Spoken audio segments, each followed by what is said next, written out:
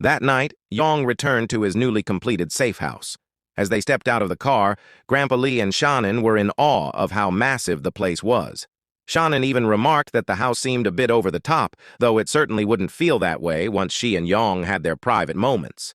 Yong, keeping his composure, simply told them to rest up, as the coming days were going to be much tougher. The next morning, Yong stood by his large window, sipping a hot cup of coffee and taking in the calm before the chaos. Shannon emerged from her room, yawning and stretching, clearly refreshed. She commented on how long it had been since she'd slept so soundly, glad to no longer wake up feeling like she was in a boot camp preparing for morning classes. Yong looked pleased that she had rested well, though it seemed he hadn't yet acted on his desires, likely because her grandfather was still around. Yong then invited them to explore the fortress with him. As they toured the place, he proudly explained that the walls were made of reinforced concrete, and the gate was controlled remotely and built from solid steel. It was designed to withstand anything short of heavy weaponry, meaning neither zombies nor regular people could easily breach it. He reminded them that no one but the three of them was allowed inside without his explicit permission. Shannon, skeptical, asked if they would really let survivors die outside like wastes if they made it to the fortress. Yong ignored her question, motioning for her to follow him. As they continued, he explained that during an apocalypse, people's true natures would be revealed, and trusting others too easily would only get them swindled or worse. The darker side of humanity, he warned, would become all too apparent as things began to unfold. They eventually arrived at the back of the building where Yong introduced them to the buffer zone. It was massive, with crates neatly lined up and a small building that could serve as temporary shelter. He explained that if survivors showed up while he was away, the buffer zone would give them a place to stay, but no one was allowed inside the main fortress until he returned.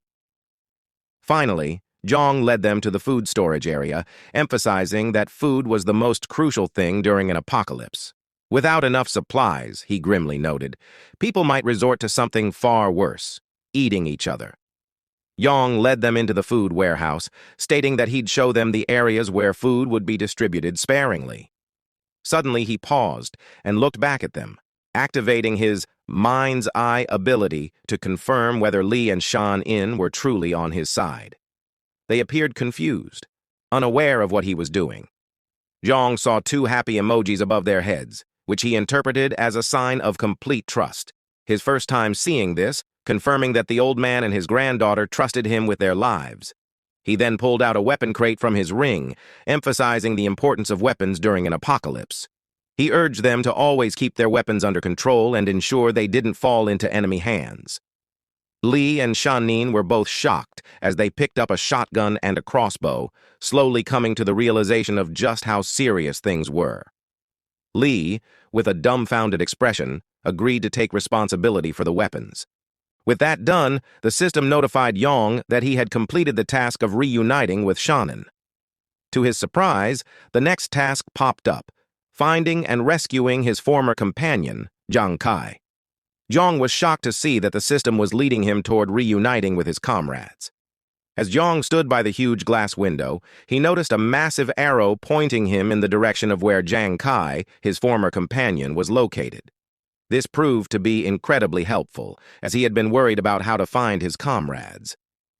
While rushing out, Yong told Shannon and Lee to remember everything he had told them and to not disobey his instructions. When Shannon asked where he was rushing to, Yong replied that he was going to recruit more people to strengthen their team. Elsewhere in the city, at a KTV building, a group of unsightly guys were having a karaoke session, their table crowded with drinks. Two of them, a fat guy and his gray-haired friend, stepped out to use the restroom. The fat guy had to help his friend, who was too drunk to walk straight. After completing their mission to pee, they headed back. Along the way, the gray-haired man accidentally bumped into a girl walking with her boyfriend. The gray-haired guy apologized, but the insecure boyfriend saw this as an opportunity to show off. He kicked the gray-haired man and told him to watch where he was going, sending him flying across the place. His fat friend, who clearly had never been to a gym, rushed to check on him. It was then revealed that the gray-haired guy was Jiang Kai, the companion Yong was looking for. Jiang Kai's friend, angered by the attack, yelled at the bully for hitting his friend over such a small mistake. Insulted that a fat piece of garbage dared to talk back, the man grabbed the fat guy by the collar and lifted him off the ground. Jiang Kai, still apologizing for the misunderstanding, begged the man not to hurt his friend. At that moment, a worker from the building, just recovering from an upset stomach and a cold, came out of the restroom and saw the commotion.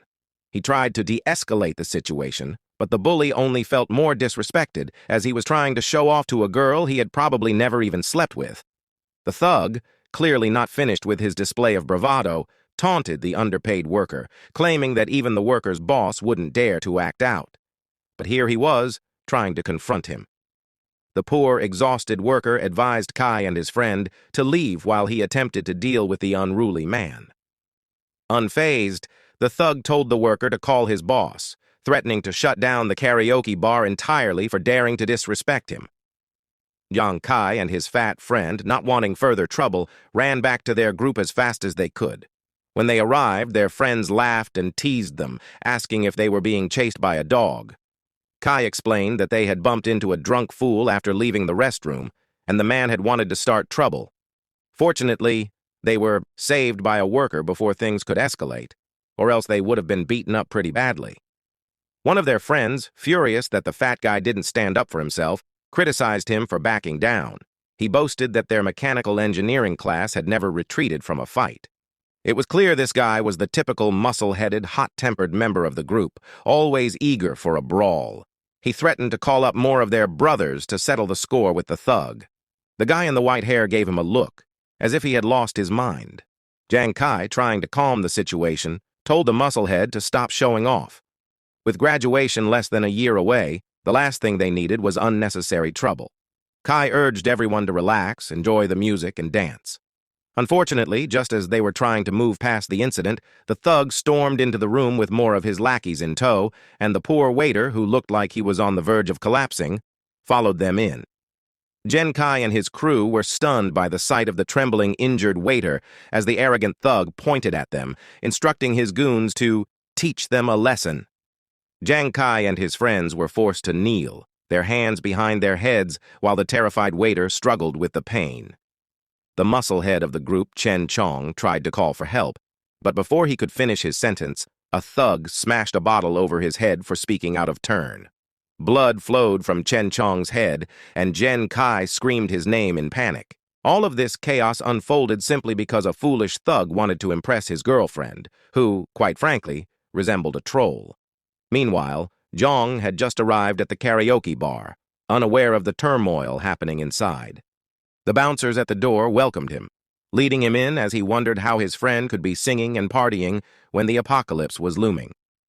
Inside, the club lights spun and music played, yet Chong was bleeding profusely from his head after the thug's brutal attack.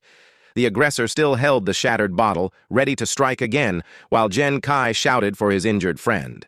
The thug, who was clearly performing all these ridiculous theatrics to impress his girlfriend, turned to her, asking if she felt better now that he had handled the situation. But to his dismay, the girl, far from impressed, was more concerned about her nail polish. She scornfully asked him what there was to feel better about, noting that he wasn't even attacking the guy who had bumped into her in the first place. Her disinterest only made the entire scene even more absurd. The thug, with the intelligence of a buffoon, shifted his focus to Jiang Kai, pressing the jagged edge of the broken bottle close to his face while slowly advancing. Despite the escalating violence, the thug's girlfriend remained completely unimpressed, still more concerned about trivial matters like her nail polish. Meanwhile, Chong, struggling to recover from his head wound, managed to stand up, rage burning in his eyes. In a desperate attempt to retaliate, he reached for an ashtray, intending to make the thug pay for nearly killing him. Before Chong could land a blow, the thug's goons grabbed him and pinned him down. One of them mocked him, calling him a little punk for daring to fight back under such dire circumstances. Chong thrashed about, trying to break free, but his strength was no match for the group holding him down. The leader of the thugs, infuriated by Chong's defiance, couldn't believe that this scrawny guy had the audacity to fight back. His face contorted in rage, and with a fierce growl, he smashed yet another bottle over Chong's already bloodied head. The force of the blow was brutal. Wine splattered everywhere, and shards of glass flew through the air. Chong, unable to withstand the second attack, collapsed to the floor, unconscious, like a stone sinking into the depths. Jen Kai and the rest of their group were left in shock, watching in horror as their friend was violently beaten. One of Yang Kai's friends looked enraged, while the other two desperately called out to their fallen companion. The restraint they had shown earlier was now useless. There was no reason left for them to hold back. The violence had gone too far. Filled with fury, Jen Kai and the fatso charged at the thug leader, determined to send him 6 feet under. At the same time, another friend of theirs grabbed a baseball bat, ready to join the fight. As chaos broke out, one of the friends cowered in the corner, trembling in fear, utterly terrified of the bloodshed unfolding before his eyes. Meanwhile, the waiter who had been writhing in pain earlier was now fully transformed. His body convulsed as veins bulged from his skin, sweat pouring off him like a waterfall. His transformation was grotesque purple veins snaked across his back and forehead, and his eyes bled as they turned completely white. In a horrific metamorphosis, the waiter seemed more like a rabid creature than a man, drooling and roaring like a beast. His only thoughts were about how good the fighters would taste once he sunk his teeth into them. Yang Kai continued dishing out blows to the thugs, unaware of the monster lurking nearby. The mutated waiter suddenly dashed forward at an inhuman speed, his strength and instincts honed by his newfound zombified state. He grabbed one of the thugs with iron-clad strength, sinking his teeth into the man's flesh without hesitation. The thug's agonized screams echoed through the club as he begged for his life, but the zombie's grip was relentless. The girl who had started the entire brawl screamed in shock as she witnessed the horrifying sight. The thug tried calling out to his crew for help, but his cries fell on deaf ears. Everyone stood paralyzed in disbelief, unable to comprehend that this nightmare was now their reality. As the zombie chomped down, its victim's strength began to fade. Some thugs attempted to wrestle the zombie away, but its superhuman strength left them stunned. They couldn't believe they weren't fighting a normal human being. The zombie let go of its first victim only to pounce on another thug, savagely biting into his arm. The thug, too, struggled in vain, his flesh tearing under the relentless force of the zombie's jaws. A man, frozen in fear, stood there helplessly, his mind struggling to process the nightmarish scene unfolding before him. It was like he had stumbled into one of those horror movies where people get devoured by zombies, and he realized with a sinking feeling that he was the useless side character, paralyzed by fear and unable to do anything to stop it. Just when things seemed hopeless, a hand shot out of nowhere and clamped around the zombie's neck. The grip was firm, and the room fell silent as everyone turned to see who had intervened, wondering if this new figure could stop the madness. As Yang lifted the zombie off the ground, everyone watched in disbelief at his incredible strength. He effortlessly held the creature with one hand, his expression a mix of fury and determination. With a swift motion, he slammed the zombie against the glass wall, pinning its face against the shards to inflict pain. Turning his attention to the chaos around him, Yang commanded everyone to stop, asserting control over the situation. The onlookers were stunned by his power, especially the man who had almost become the zombie's meal. He gazed up at Yang, terrified and confused, wondering how someone could possess such strength. Meanwhile, the leader of the thugs, instead of expressing gratitude for being saved, shouted at Yang, questioning his identity. It was an absurd response considering the circumstances. Ignoring the thug's foolishness, Yang checked on his friend Yang Kai, concerned about whether he had been bitten. Yang reassured him that he was fine, but the puzzled look on his face indicated he didn't understand Yang's worry. Yang brushed aside the question, insisting they needed to leave immediately to regroup with their former allies. As they prepared to go, the thug grabbed Jiang, claiming their fight was not over. Even after a zombie had wreaked havoc, he was still more interested in impressing an unattractive girl, showing just how lost he was in his priorities. While the thug continued his foolishness, one of his goons, who had been bitten on the shoulder, suddenly began coughing and complained about a dizzying sensation. His boss inquired about his condition, mistakenly thinking it was just a cold. Little did he know, his ignorance would lead to dire consequences. Yang, observing the scene with an unreadable expression, had already deduced what was happening to the thug. He remained calm and composed, anticipating the worst. Purple veins began to emerge on the thug's neck and head, causing him to grit his teeth in agony as he clutched his wound. He attempted to explain that he had only experienced a runny nose earlier that day, but was cut off by Yong's inquiry about whether he had been bitten by the zombie. Despite Yong's grip on the zombie, which was still struggling to escape, the thug was perplexed. He dismissed the connection between his symptoms and the bite, claiming he didn't see how it mattered. As the purple, filthy mutation crept from his back to his face, it became evident that the others in the room were clueless about the gravity of the situation, something that would have spelled their doom in Yong's previous life. Yong began to analyze the unfolding events and concluded that the thug was likely infected before the bite occurred. Now that the bite was near his head, it was only a matter of time before he succumbed to mutation, with the symptoms already manifesting. Yong dragged the deranged zombie outside while the thug leader questioned his actions. The onlookers watched, hoping for a rational explanation for Yong's bizarre behavior. He reached the door and unceremoniously tossed the mutated creature out like it was nothing more than garbage before quickly slamming the door shut. The zombie began to bang and claw at the door, desperately trying to regain entry. Fortunately, Yong was relieved that zombies were too dim-witted to understand how to open doors, ensuring their temporary safety. As he dusted off his hands, he noticed the peculiar expressions on the others' faces. It was clear they were waiting for him to clarify his actions, but Yong took his time. After all, this was his show. However, his demeanor shifted, and a fierce killing intent emanated from him. Even the demons of hell would have been wary of his next move. Cracking his knuckles, he turned to Zhang Kai and asked which thug he should take out first. Zhang Kai, bewildered, had no clue who this young man was and inquired if they were acquainted. Meanwhile, the thug leader, visibly angered, charged at Yong, accusing him of getting cocky. He swung a punch that seemed to take ages to connect, but Yong remained unfazed. Before the thug could even get close, Yong swiftly grabbed his head, silencing him before any more nonsense could escape his lips. With Hulk-like strength, he slammed the thug to the ground, knocking him out cold. Not to be outdone, the other foolish goon, still reeling from his shoulder, bite-lunged at Yong, cursing him and claiming he was asking for trouble. Unfortunately for him, he was no match for Yong's skills. Yong delivered a solid punch to the thug's nose, causing it to bleed profusely. Despite holding back most of his power, Yong's strike sent the goon crashing to the floor.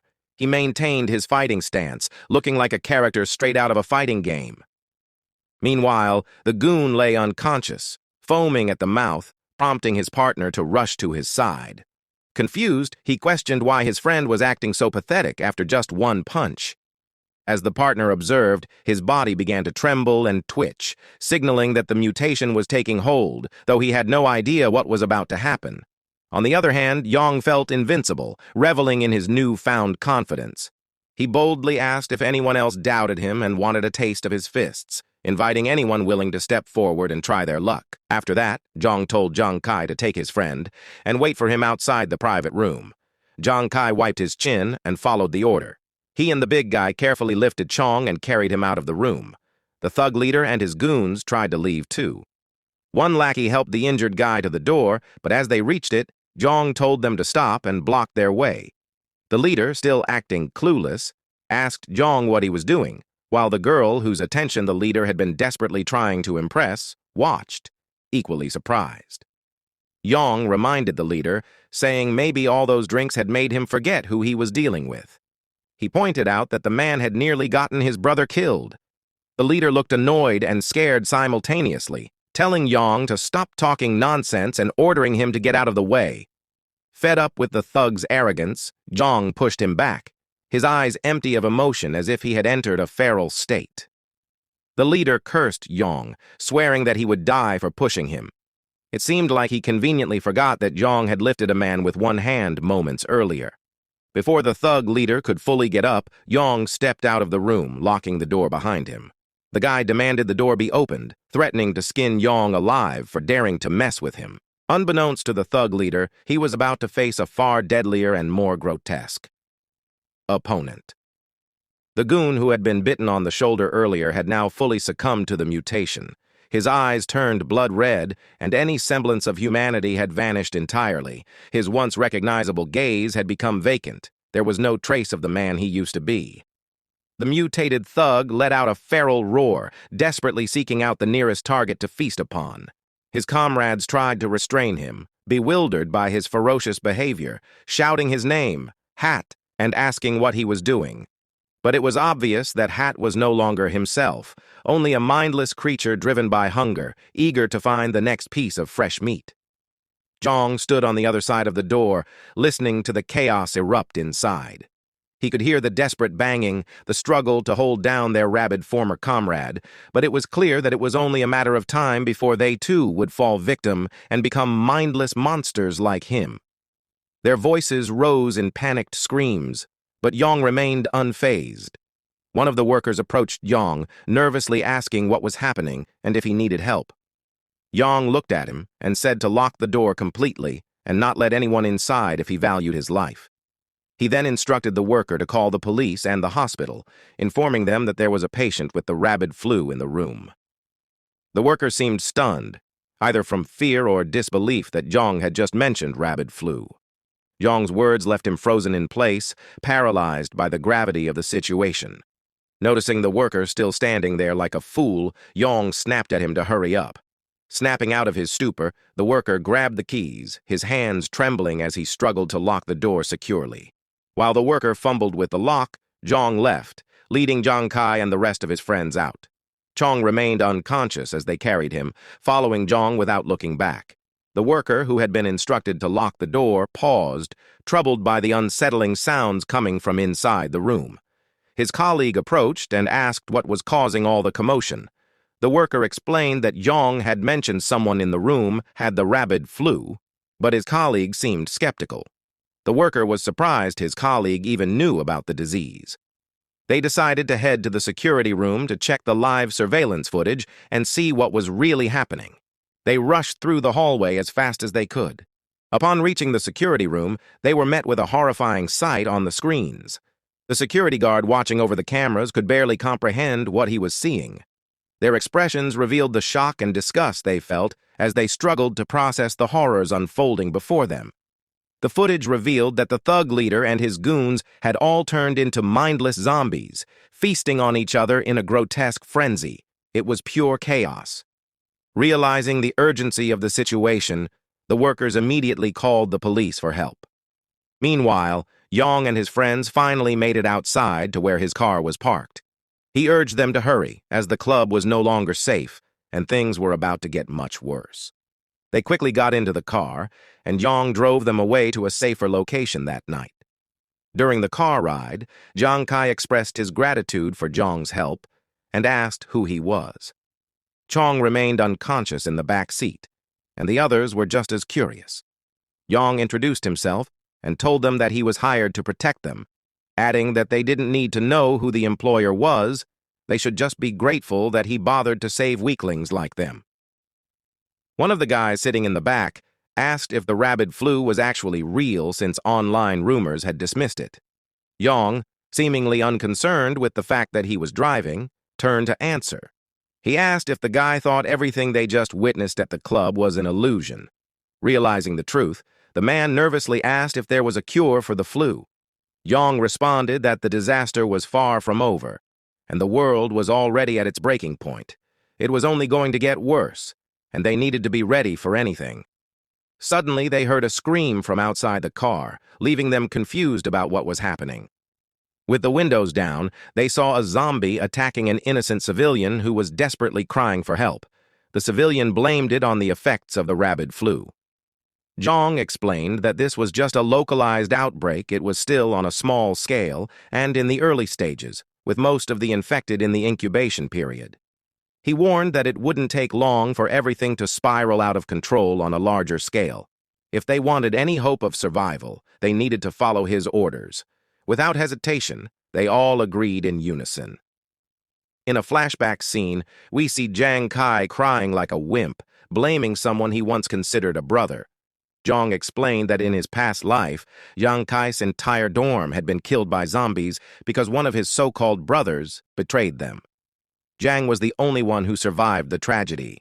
Because of this, Zhang was determined to identify the traitor early on, to prevent history from repeating itself. Later, in an apartment in the city, we see the crazy witch Qi Jing talking sweetly over the phone, asking someone how things were going on their end. It seemed like another person she had charmed with her looks. She asked when the supplies he mentioned would be delivered, explaining that she was too scared to go to the market because it was so chaotic outside. The person on the phone reassured her that he would send the supplies as soon as he was done with what he was doing. Suddenly, there was a loud bang on her door, making Qi Jing exclaim in surprise. The guy on the phone was worried and asked what had happened. She replied that someone was knocking like a maniac, so she had to hang up. Peering through the peephole, she was relieved to see her friend, the same one who had earlier tried to make a move on Yong.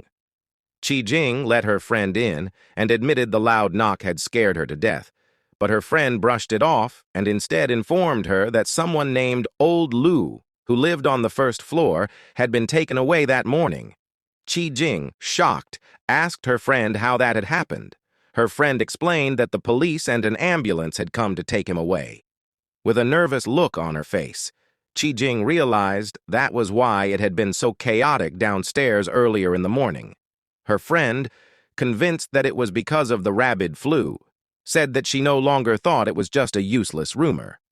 Her friend then asked if Shuking had delivered the promised supplies, but doubted his reliability, dismissing him as useless in times of need. She advised Qi Jing to contact Shuking and inform him that Zhang had a large stockpile of supplies. Qi Jing asked how she knew this, and her friend revealed that she had instructed one of her lackeys to keep an eye on Zhang after she was kicked out of his place. The lackey had noticed that trucks delivered large amounts of supplies to Zhang's fortress every few days. Qi Jing looked furious and speculated that Zhang probably knew about the pandemic in advance. Her friend urged her to call Shuking and seal the deal while they still had time, suggesting that she also convince him to give them a bigger share when the money came in. The car sped into the fortress, and Zhang, along with his friends, stepped out. Jiang Kai was visibly awestruck by the sheer size of the fortress, unable to hide his amazement. Zhang, noticing his reaction, remarked that this was the usual response people had when they first saw it. At the same time, Shanin and Grandpa Li appeared to welcome them. Grandpa Li seemed genuinely relieved that Zhang had finally returned, while Shanin asked if he was all right. Zhang reassured them that he was fine and proceeded to introduce the new members. He introduced Jiang Kai and his classmates, explaining that they would be their companions from now on. Shanin welcomed them warmly, trusting Zhang's judgment in choosing them. Zhang then instructed Grandpa Li to show their new comrades around and explain the rules and regulations of the fortress, which Grandpa Li agreed to do. One of Jiang Kai's friends, the chubby guy with glasses, looked nervous and joked that it felt like they had entered northern Myanmar. The guy in the white jacket then called for everyone's attention and made a bold request. He asked Zhang to give him and his classmates weapons so they could contribute to defending the fortress. Yang was immediately skeptical about whether this guy could be trusted. Another of the classmates called him Ying and urged him not to be so eager, pointing out that they had just arrived and needed to earn Yang's trust first. Yang assured them not to worry, promising that they would get weapons soon, within a few days, as long as they proved themselves. Noticing that Chong was still unconscious, Zhang suggested they have him checked in the medical room first, as his injuries were still severe. With that settled, Jiang Kai and his brothers went inside the building to freshen up.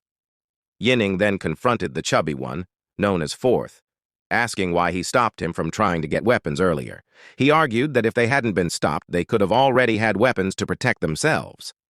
Fourth was confused by Yining's persistence, so Yining explained that in their current situation, they were essentially being protected, or at worst, under house arrest. Fourth wasn't pleased with this characterization and told Yining to stop thinking that way, reminding him that Zhang had saved their lives. But Yining remained unconvinced. He asked Jiang Kai about Zhang's background, to which Jiang Kai replied by repeating what Zhang had said. Someone had hired him to protect them. Still displeased, Yining doubted that Zhang was telling the full truth. He pointed out how Chong was being treated, his injuries being monitored in a room more secure than a prison, and suggested Zhang might have plans to harvest Chong's organs. He then told his brothers they should strike first before something happened to them. Fourth tried to reason with Yining, asking what would happen if they were wrong about Yong. He worried that they would be betraying their savior. But Yining responded with conviction, declaring that he'd rather betray the world than let the world betray him. He even went as far as to suggest that if Yong were telling the truth, they should take over the fortress and seize control. The determination in Yining's eyes was unsettling, and it was clear that he had become too far gone in his own thoughts. He sinisterly added that besides Yong and themselves, only Grandpa Li and Shan-in were in the fortress. If Yong were ever away, Yining planned to use the opportunity to capture Shan-in and her grandfather. To make matters worse, he made a disturbing comment about Shan-in, suggesting they could have their fun with her. Zhang Kai and Fourth were shocked by Yining's words, unable to believe what they were hearing. They stood there, nervous and speechless. Yining then tried to pass off his sinister plans as a joke, telling them to relax and not take him seriously, though he warned that they'd be wise to consider what he had said. Relieved, Yang Kai nervously asked Yining not to scare them like that, pointing out that the apocalypse hadn't even fully begun and he was already thinking of such lawless deeds. Fourth agreed, saying that if Zhang truly wanted to harvest their organs, he would have locked them up by now, especially given that he had access to guns. As Zhang Kai and Fourth left the room, Yining muttered to himself that they were not worth plotting with. He believed that, in chaotic times, one had to be ruthless, and he vowed that once he succeeded, Zhang Kai and Fourth would become his lackeys for life. Meanwhile, in the warehouse, Grandpa Li and Chan Sen approached Zhang. Li informed Zhang that Zhang Kai and the others had been settled, and Chong was now lying in the medical room. He added that all the doors and windows had also been secured as Zhang had instructed. Zhang thanked the old man and then told him and Chansen to get some rest, since no one knew what might happen the next day. Before they left, Zhang called their attention again as he remembered something. He warned them to keep an eye not only on Chong but also on Zhang Kai's remaining classmates, as he felt there might be a traitor among them. Hearing this, Shan-in and her grandfather looked very worried, realizing the possibility of a traitor close to them. Later that night, Zhang returned to the warehouse and began browsing through the system's item shop. He started redeeming supply boxes one by one, each of them containing items that would be useful to him. From ample food supplies to numerous rounds of ammunition, the supply boxes ensured that Zhang wasn't lacking in any area. Standing in front of the huge pile of rewards, he remarked that they were quite decent, though not as good as freely spending money would be in the coming resource-scarce apocalypse. Nevertheless, the rewards were invaluable. The next day, some flashy cars and trucks pulled up to Zhang's fortress. A man in a suit, along with a group of goons armed with weapons, stepped out of the vehicles. The man, who was talking to someone over the phone, wanted to confirm if he was at the right address, promising to eat with them when he got back.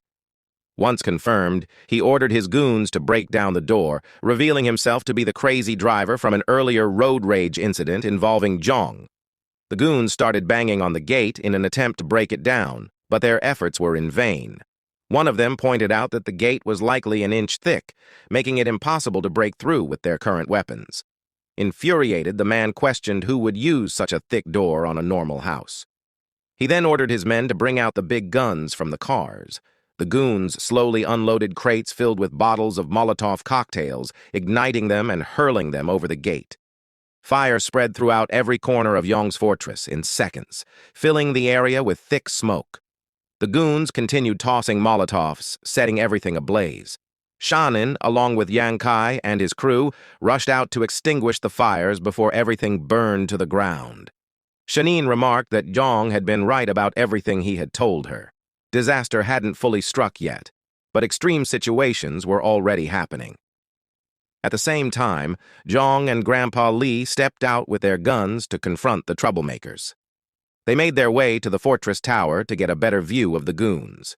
From the top, Li recognized one of the men and the car. It was indeed the crazy driver from their previous road rage incident. One of the goons noticed movement in the tower and informed their boss. The crazy driver immediately recognized Zhang and angrily called him a little punk, demanding that Zhang come down and face him, threatening to burn the fortress to the ground if he refused.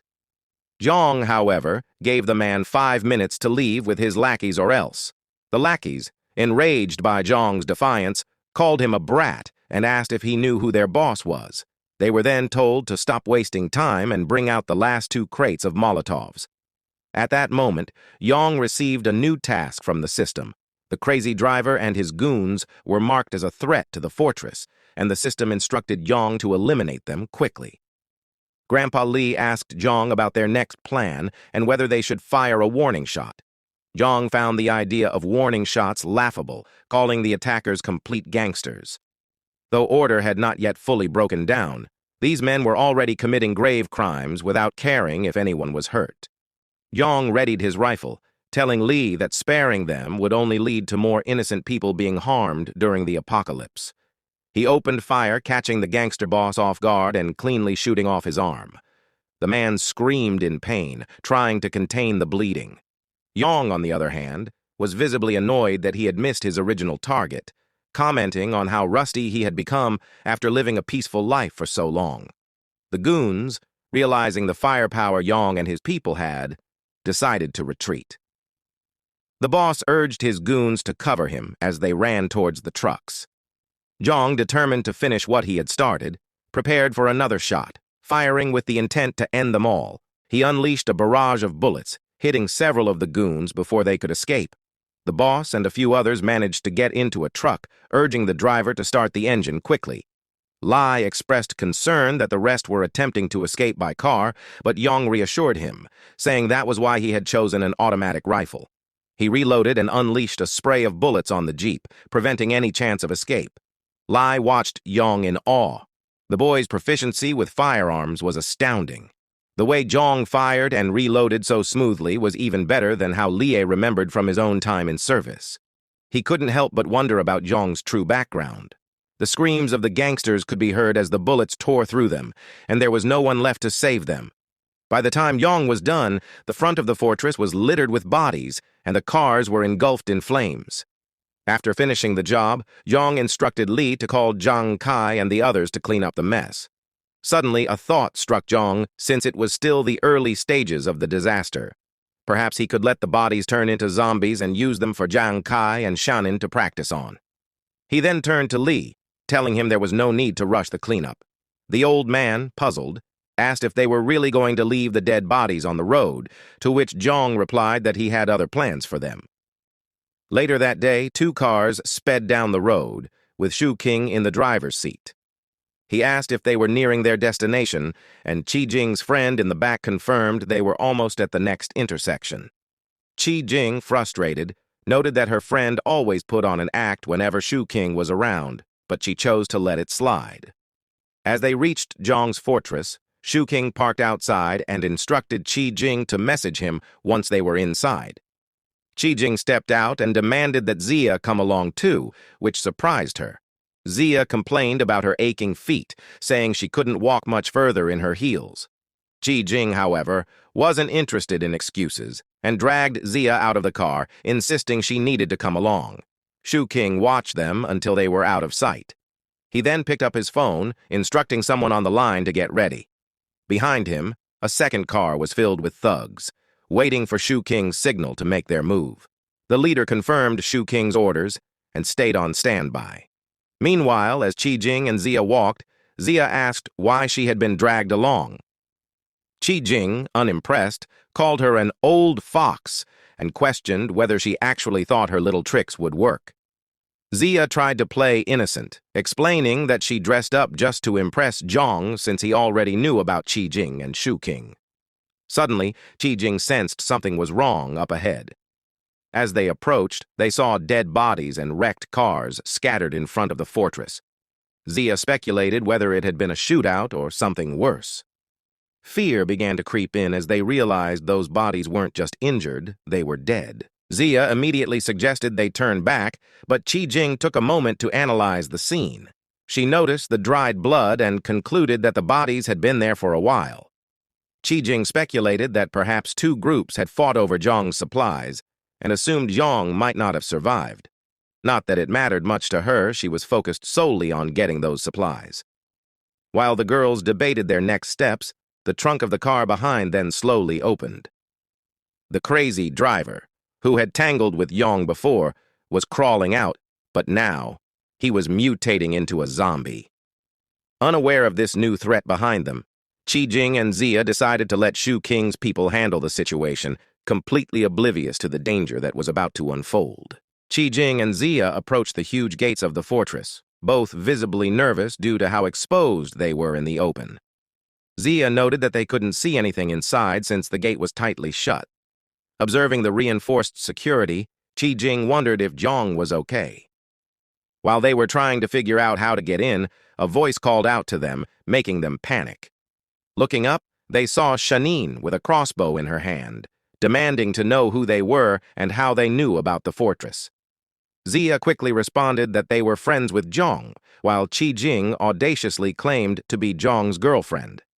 Shanin, unimpressed, called out to Zhang, telling him that 2 witches were outside his gate, one even claiming to be his girlfriend, which she doubted. Qi-Jing seethed, thinking Zhang must have changed his attitude because of a new girlfriend, likely Shanin. Zia tried to calm her, urging her not to show any displeasure since they still had business to deal with, and asked if Li Shu King would be able to handle an ambush with Shanin around. Qi-Jing assured her that Shu King could handle it since he had brought along a few pistols, but her expression betrayed her anger that Yong might be caring for another girl. Yong finally appeared at the top of the tower, glaring at them. He called them by name and asked what they were doing at his fortress, clearly disgusted by their presence. Yong then activated his Eye of Insight ability to determine whether they were really friends or foes. Zia tried to act innocent, saying they came to check on him due to the chaos, and asked if he no longer cared about them. Despite her attempts, Yong's ability revealed their true intentions, and he called their bluff, laughing at the idea of them being worried about him. He suspected that Li Shu King must be nearby and asked how many people were with him and what weapons they had. Zia and Qi-Jing were left speechless, unable to explain how he already knew about their plans. Without hesitation, Zhang fired a warning shot at them.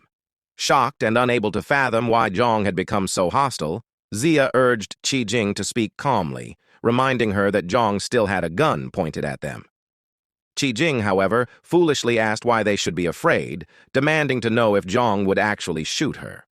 Zhang laughed, saying killing them would be too easy, and that there were far worse punishments for them. Their situation took a grim turn when they heard strange noises from the trunk of a car behind them. The mutated zombies had started approaching them. Qi-Jing questioned if they were rabid flu patients. The zombies, their eyes fixed on the girls, began advancing. It was only a matter of time before they would be attacked. Zia wondered if the rabid flu was capable of bringing the dead back to life.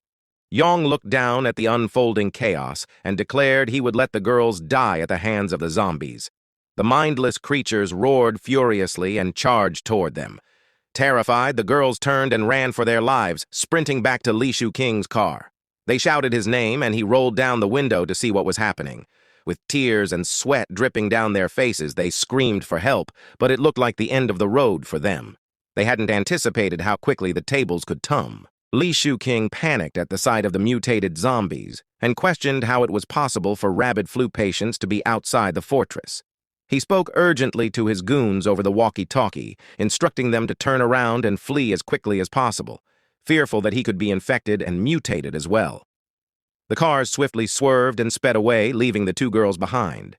Qi-Jing cursed Li Shu King for abandoning them to face the monsters. The distance between the girls and the vehicles was far greater than the distance between them and the zombies, leaving them with little hope. Desperate, Qi-Jing took drastic action. She raised her handbag and tossed it at Zia's legs, causing her to trip. Zia's legs got entangled in the handle, and she fell face first onto the cold, rough ground. Zia's life flashed before her eyes. She became an easy target, and the vile creatures quickly piled on top of her. Filled with terror, Zia attempted to reason with the zombies, but of course they weren't listening. Blood spilled, and the sound of bones being crushed filled the air as the zombies feasted on her. In her last moments, Zia looked at Qi Jing with boiling rage, cursing her for the betrayal. She called Qi Jing every name she could think of, but it did nothing to change her fate. Choking on her own blood, Zia swore that Qi Jing would never have a peaceful death, no matter how long it took. Qi Jing ignored the insults and continued running. Cold sweat dripped down her face, and she wore a deranged expression. She muttered to herself that Zia deserved everything happening to her, repeating it to justify her actions as she fled. Meanwhile, Zhang and Shanin watched the gruesome scene from atop their tower. Zhang remained completely unfazed by what he witnessed, while Shanin, on the other hand, was deeply disturbed and couldn't believe her eyes. Suddenly, the system awarded Yang 10 points for effectively handling the threats that endangered his fortress. With that done, it quickly assigned him a new task, to clear the area of the infected monsters lurking around his base. Shanin turned her attention to Zhang, shocked that all those people had mutated into zombies so easily. The thought of it troubled her greatly, and she wondered what the future would hold if this was only the beginning of the apocalypse. Zhang remained calm and explained that the apocalypse had officially begun, with numerous alien infection sources present in the air. He warned that the dead who were exposed outside would quickly mutate into zombies, and it didn't stop there. Anyone injured, as well as those with weak constitutions among the living, were also at high risk of infection. Shanin found it difficult to fully grasp all the information Yang was giving her, but she eventually understood the gravity of the situation. After that, Yang instructed her to gather everyone together for a meeting. Shanin looked at him, baffled by how someone could remain so calm during such dire times. Everyone in the fortress gathered in a room, and Shanin locked the door while the others sat down, waiting to hear what Yang had to say. Yining, who was still visibly hostile, refused to sit and chose to stand throughout the meeting. Yang began by informing them that they had to remain indoors for the next 2 days, unless it was absolutely necessary to go outside. He emphasized the importance of keeping all doors and windows tightly shut to allow their bodies to gradually adapt to the infection source. According to Yang, the body could better resist the virus when it was introduced slowly compared to when it took hold all at once. He stressed that following these rules would significantly reduce the risk of them mutating. Jiang Kai, on the other hand, was visibly worried about his friend Chong. Judging by his expression, Chong's condition wasn't improving at all. Later that night, in the infirmary, Chong lay on the bed in obvious pain. Parts of his face and body had begun turning purple, indicating that the mutation was slowly taking over. If things continued to worsen, they might have to make the tough decision of ending Chong's suffering. The discoloration had spread to his arms, with bulging veins making the situation even more dire. Cold sweat ran down his forehead as he gritted his teeth, fighting through the pain, though only time would reveal what fate had in store for him. In his painful slumber, Chong dreamed of a figure entering the room. She called out to him, "Have you subscribed to the channel yet?" He looked at her with a very confused demeanor and asked, "Will I die here?" She replied, "Subscribe to our channel so you never miss an update in the afterlife." Later that day, a chaotic scene unfolds in front of a tall skyscraper, dark smoke swirling around its facade. People in business attire are panicking and running away from the building, suggesting an emergency or disaster situation. Amidst the chaos, a man shouts in distress while others rush toward a yellow taxi. Inside a nearby building, Shang looks out the window with a worried expression, shouting, "It's complete chaos out there!" He watches the tumultuous situation unfolding with mounting concern. In a tense moment, Shang urgently tells a woman and child, "We have to go to the warehouse tonight and bring back the remaining supplies." He instructs Zoli, "You and Sho stay at home no matter what. Don't open the door for anyone except me. Understand?" His words emphasize the need for caution and safety in the dangerous situation. Shang, looking determined, prepares to leave, while the woman holds the child protectively. Suddenly, someone knocks on the door, prompting Shang's face to display a serious, intense expression as he looks towards it. He signals for silence with a finger raised to his lips. The woman looks anxious, holding the child close, who covers his mouth, reflecting the gravity of the imminent threat.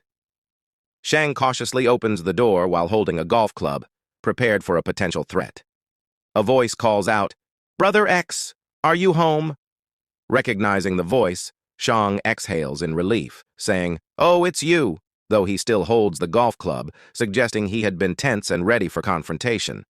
However, the relief is short-lived as the person kicks Shang in the chest, sending him crashing to the ground. In shock and anger, Shang shouts, "What the hell?" Shang is then attacked and restrained by several individuals. He struggles on the ground against multiple assailants, more people rushing toward him, emphasizing the coordinated nature of the assault. Shang, pinned down forcefully by one of the attackers, struggles against their grip. Men in suits loom over him with stern expressions, demonstrating their control over the situation. In a state of shock and betrayal, Shang yells, "Yong Tao, what the hell are you doing? I treated you so well."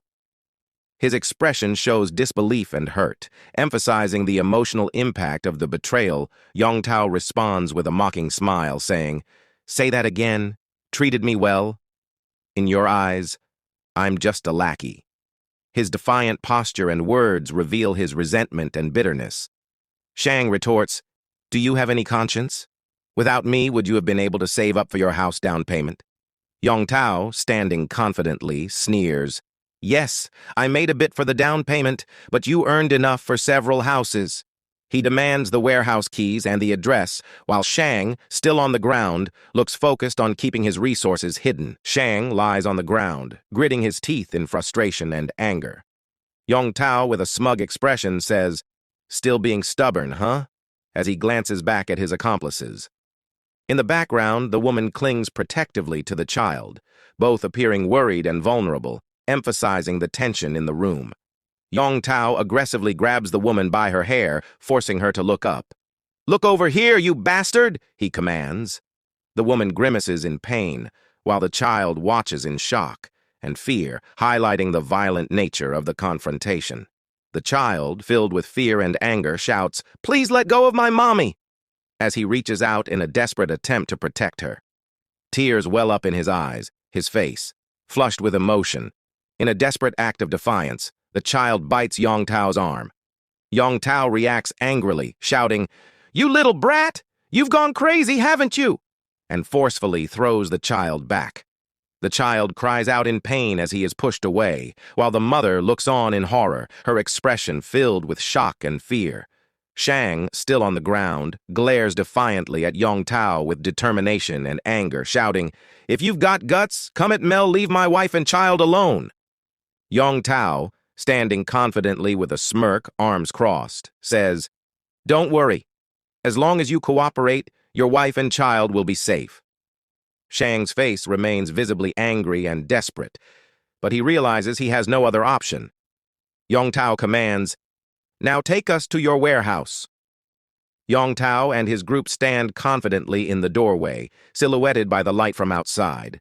They strike an imposing stance, with Yong Tao at the center, exuding a sense of dominance and control as they survey the area. Yong Tao inspects the remaining boxes in the warehouse, questioning, "This is all that's left?" Shang, standing beside him and facing away, responds defensively, "Weren't you the one who found those big clients?" "Everything's been sold off. Even the near expiry and expired food is almost gone." Yong Tao touches his chin with a contemplative expression, appearing deep in thought. Yong Tao then turns to Shang, with a cunning and ambitious expression, indicating his bold plan to capitalize on Shang's resources. Shang advises Yong Tao to stay away from Zhong, saying that during a delivery he saw that Zhong was carrying a gun. His serious expression and furrowed brow indicate the perceived danger. The man beside Shang listens attentively. Shang continues, "That guy must have gotten wind of this disaster ahead of time." Yong Tao dismissively responds, "That's his problem to deal with, his posture confident and uncaring." With his arms crossed and a smug expression, Yong Tao shows he has no intention of getting involved in any complications or risks. Yong Tao looks down with a cold expression, while Shang reacts with surprise, saying, "What do you mean?" Yong Tao responds with a manipulative offer, "Take Zhongzong's supplies, and in return, your wife and child will be safe. It's a fair trade, don't you think?" Yong Tao's proposal places Shang in a difficult position. With a tense and conflicted expression, Shang's brows furrowed and his mouth set in a grim line, his eyes conveyed a mixture of anger and frustration. He stood there, struggling internally as he weighed the risks and consequences of his decision. At Jiang's fortress, a massive industrial complex, tensions run high. Inside, the atmosphere is thick enough to cut with a butter knife as Jiang and his crew brace themselves against an unseen threat, their expressions ranging from, "We've got this," to, "What the hell did we just get into?" In the foreground, one of Jiang's friends is strapped to a chair, veins bulging like he's about to explode. He yells, caught between agony and rage, because, well, being on the verge of turning into a mutant tends to do that to a person. Fatso, yep. That's what they call him, because subtlety clearly isn't their thing, is standing nearby, looking as tense as a cat in a room full of rocking chairs. Tears are streaming down his face, the noise from his friend's transformation clearly getting to him. Nothing quite ruins your day like watching your buddy go full zombie. Jiang's other friend isn't having any of it. "Kill him," he says, face slick with sweat, eyes steely. It's the kind of line you drop when you're making the decision to either save everyone or end up as the next victim of a horror movie. Jiang, his usual stoic self, glances off to the side as Fatso protests. "He's our brother." You're giving up on him without even trying.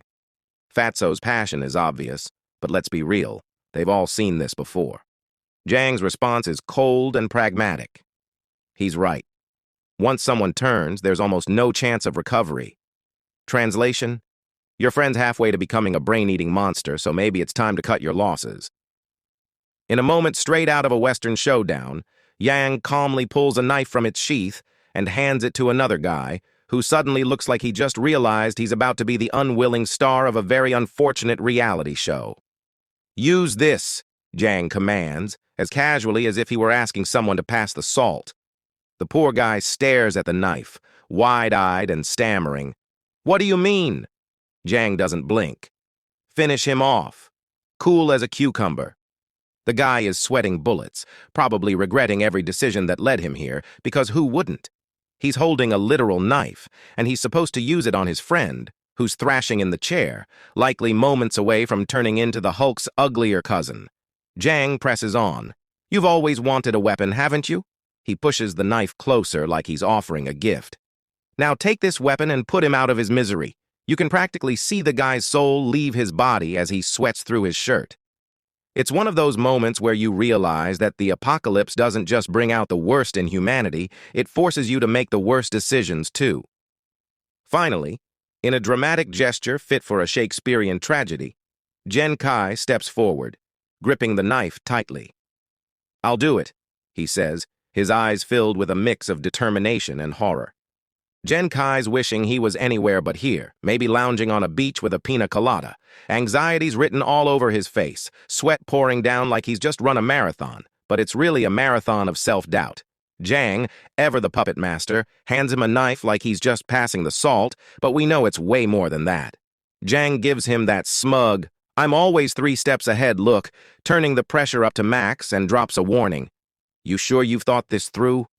This might just make you a murderer." You can practically hear Jen Kai's inner voice scream, "Wait, what?" But he forces himself to stay cool. Professing trust in Yang poor guy thinks that actually matters. One of his friends in the background is looking like this is a massive mistake, like he might need to start planning his will. Yang, meanwhile, is cool as a cucumber, like he's just watching TV while chaos is brewing all around. And then, the real chaos begins. The guy in the hospital bed is in complete agony, looking like he missed out on a spa day and signed up for the about-to-get-stabbed package instead. Jen Kai steps up, knife in hand, like it's a sacred artifact, except instead of holy enlightenment, it's about to bring a world of hurt. The guy on the bed is panicking, and Jen Kai's face is full of intense determination, teeth clenched like he's auditioning for the angsty face of the year. He raises the knife, ready to strike, and cue the slow-motion terror. The man's eyes go wide, mouth opens to scream, and right then, Jiang steps in, grabbing Jen Kai's wrist like he's stopping a kid from spilling juice. Jen Kai struggles, but Jiang stays zen. He's the eye of the storm, stopping everything with just a flick of the wrist. Genkai, now back in full "what do I do now?" mode, turns nervously to Jang, probably hoping for some reassurance, a pat on the back, a nod, anything. But Jang? Nah, he's too busy playing mind games while everyone else is still figuring out the rules. He calmly tells the others to leave the room, declaring that this is a rare situation and he still has use for this monster. And just when you think it can't get weirder, the system chimes in with a message. Rare variant discovered. Of course, just what they needed, a zombie with extra flair. Suddenly, a loud bang echoes through the hallway, and the doors to the medical room slam shut, leaving Zombie and Jang alone in unsettling privacy. Jang stands over Chin Chong, who's no longer human. He's a raging zombified ball of fury, strapped to a bed. The growls, snarls, and bared teeth all scream defiance. But Jang? He leans in calmly, as if they're just chatting over a cup of coffee. He addresses Chin Chong by name, asserting his authority and reminding the raging zombie that, despite everything, Jang's still the one in control. Chin Chong's face reflects a mix of pain and rage, but Jang, ever the composed villain, doesn't bat an eye. He casually assigns Chin Chong some important task, treating it like it's totally normal to assign responsibilities to a zombie. The scene opens with the unmistakable screech of a sleek black car making a wild turn on a rooftop, because where else would you do high-speed car chases but on a rooftop? This isn't just any escape maneuver, it's a fast and furious level of chaos. The car crashes into a pole with a deafening impact, leaving skid marks and a clear message. Things are not going as planned. Enter Shang, emerging from the wreck like he just crawled out of a blender, rubbing his head and cursing his luck. His face is pure exasperation, as if the universe decided to make his day even worse. Smoke billows from the vehicle, the severity of the situation painfully clear.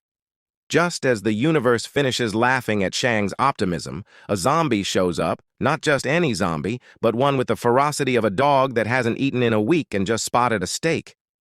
The thing roars, lunging at him like it's auditioning for a horror flick. Shang's immediate reaction? Panic total, unfiltered panic. He scrambles, flailing and managing to push the creature away with all the grace of someone who's never done cardio in their life. The zombie hits the ground with a thud, but Shang knows better than to celebrate just yet. He sprints back to his car, what's left of it anyway, like a man possessed, the zombie hot on his heels and desperation in his eyes. He reaches into the car and grabs a metal rod. Swinging it at the zombie, he connects with a brutal thunk, venting every ounce of frustration into that one hit. The zombie hits the dirt hard, but Shang is left panting, leaning on his makeshift weapon like it's his last lifeline, smoke pouring from his wrecked car behind him. Cut to Jang, who steps onto a rooftop with the swagger of a man who's done this 1,000 times. The squeaky door ruins the moment, but he's not fazed. His team follows closely behind, each of them armed and ready as if they're about to storm a fortress, but instead, they're here for zombies. Shannon, already annoyed by the bulky gear she's wearing, questions Jang's judgment. "Is all this really necessary?" she whines, as if zombies are just a mild inconvenience rather than a real danger.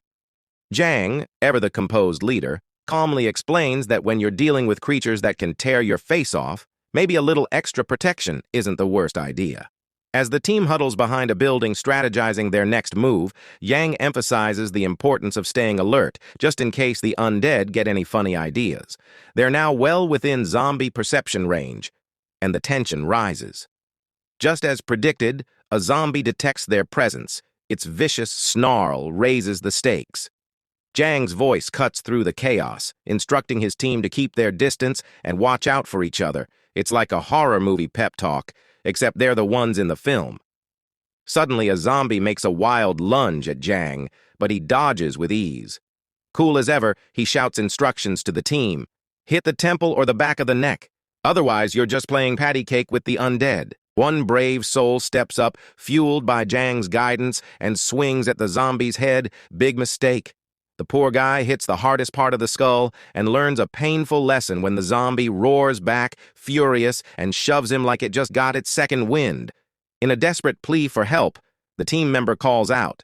But Jang is enjoying the scene, praising the defense of Fatso and calling out to Jen Kai. "Your team member is going to become a happy meal for a zombie. Shouldn't you be helping him?" he says with a smug grin. Jang, still in command, orders Jen Kai to step in with precise timing. Jen Kai swings a bat and lands a satisfying whack, while Jang stands nearby with a rifle slung over his shoulder, praising the team and urging them not to stop. One hit isn't enough. They need to keep going.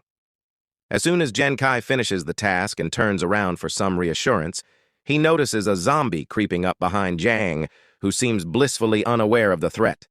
Jen yells out in alarm, warning Jang just as the zombie lunges at him, snarling with teeth bared, ready to attack. Without breaking a sweat, Jang catches the zombie by the head with one hand. Just like that, he halts the assault with a grip so firm it's almost laughable.